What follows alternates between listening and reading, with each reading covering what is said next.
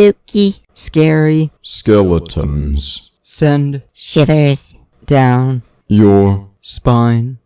Okay, it's spooky month. Time to talk about spooky games. Last year I talked about Call of Cthulhu. And this year I bought a game to talk about, but I bought an expansion thinking it was the core rulebook. So I just bought the core rulebook literally a moment before writing the script, so I'm writing this with less than zero knowledge on how this game actually works. You know what this game is? Shiver, a horror game based on horror shows. The expansion I bought was the slasher expansion book, which mostly goes into slasher films like Friday the 13th or Halloween. So let's get into this. This book has half a chapter 1, being about lore of the setting, which I think is very unnecessary for this game. It should be very open with the real world as the primary setting, with myths and horror stories being the ground. R.L. Stine said that to scare an adult, you need to make a story very believable, but to scare a child, you need to make it very unbelievable. So, this game should be set in the real world, if you ask me.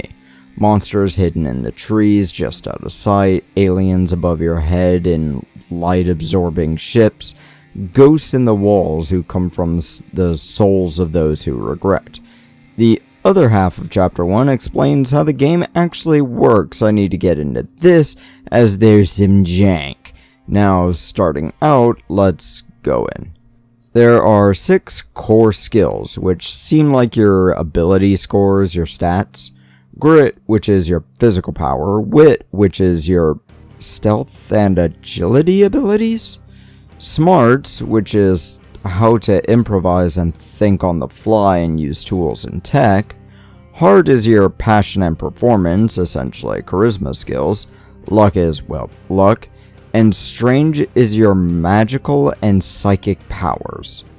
Now, with that brief explanation, it looks like there's 2 types of dice, which both are called archetype dice, so maybe your class chooses them? There'll be a d6 and a d8. The core skills are rolled with the d6s, while talents, which we've yet to go into, use the d8s. Both dice have special symbols on them. Now, looking over this, it looks like a dice pool system. You'll want your dice to roll onto the pictures of the symbols you need, which means you need about, 5 or 6 of each kind of dice? Of course, I'm assuming that only the top number on the die size is what you need. Wait, actually, the d6s, there's 10 of them in the sales box, and each d6 has all the core skills on them. So you roll as many as you have numbers in that skill, trying to get the skill's symbol. Now, you can do this with normal dice too. Saying you need to roll the top number or the low number, or making each number equal the symbol, up to you. But the talent dice, the d8s, looks like half of the symbols here are the talent symbols, these stars. They come with 2 sides having double stars and 3 single stars. Then eyes or strange symbols. 2 single stranges and 1 double strange. The symbols in question are levels of success, depending on if you're rolling for the talent pool or the strange pools. Honestly, I kind of like this system. I might need to utilize it for a future game of Conqueror Creations. The various symbols and only needing one of them to make this game very different, but extremely simple. I like it. But now we get into archetypes. There's 7 of them, 1 for each symbol used in this game. These things are fairly obvious by their own names. We'll go into a bit of detail for each one because the introduction doesn't really tell us much. other than vaguely talking about what each class uses skills as. So, excuse me for mistakes in this next part, as I have to flip pages in this PDF that I bought out of pure spite. The warrior uses grit and loses one in another of your choice. You can ignore pain when you roll the proper number on a single die. The maverick uses wit. Apparently all classes have a negative to one of your choice thing, and these ones have the ability to dodge some sort of moves. The scholar uses smarts. They get the ability to heal despite not necessarily being a doctor character. The image on this class uses a mechanic fixing some shit. Why? Socialite is the heart class. They can ignore fear by slapping themselves in the face. They can also use this ability to slap another person in the face to get them out of that fear state. It feels boring that the face class tends to be a buffer too, which is extremely common, but what else is a face supposed to do other than the guy in the chair? Now we go on to the Fool, who's obviously the luck-based class. My PDF of this actually has a printing error, as it doesn't mark the negative, it put the negative with the positive, which others don't. They usually have their own separate marked groupings. The ability is weird. It looks like you can increase your luck pool temporarily, I think? It says you can bank up to 3 luck points at a time in your luck bank, which I don't know what that means. The subclasses kind of also seem a bit confusing too, but we'll talk about subclasses in a minute.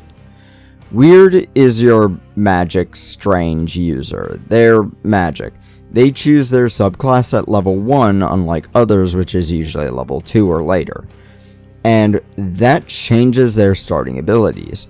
Make enemies react different, put magic lies out there, move shit with your brain, or become a melee monstrosity. I love that last one, it's cool.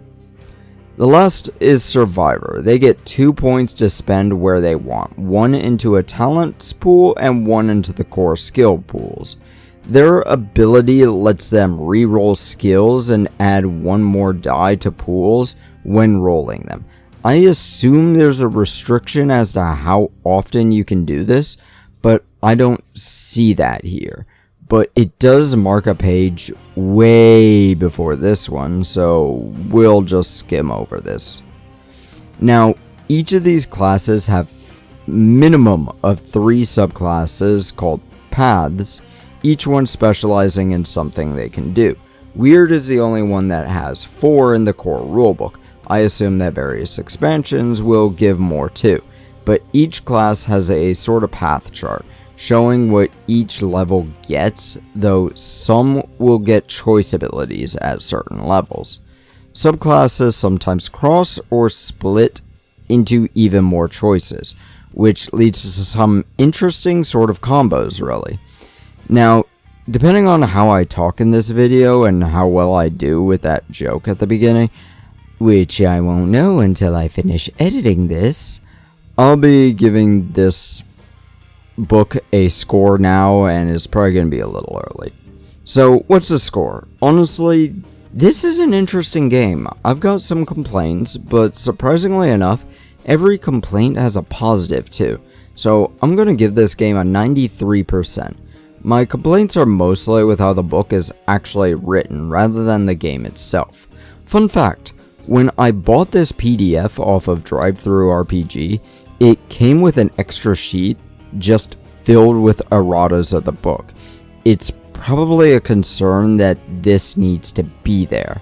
But now I've got information to read this expansion book I've actually physically bought, so I'm gonna start reading. Shove off.